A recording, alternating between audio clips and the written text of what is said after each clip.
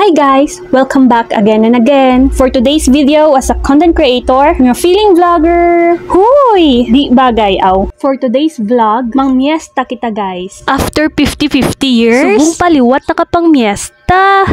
Ay abaw, why gid ako nag-expect nga amo gali ni kasadya sa amon nga banwa.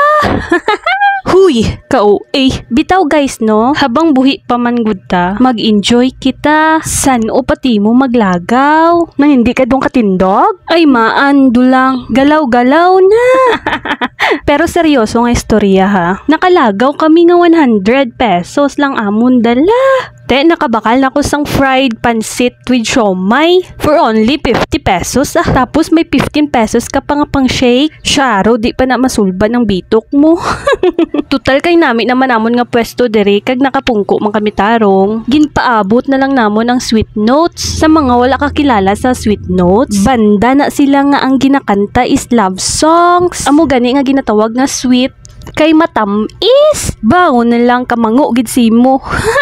Ara o, pamatian nyo na lang kanta nila ah.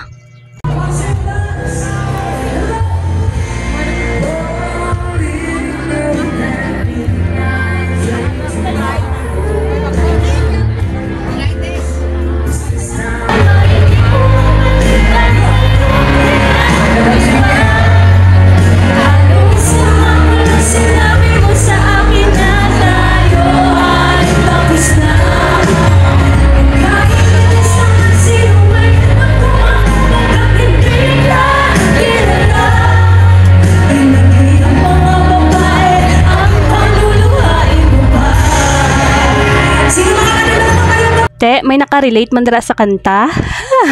Baway na namon gid patapos kay ano na oras. Kay madisko pamandaw gali ang akon mga upod. Ay maan.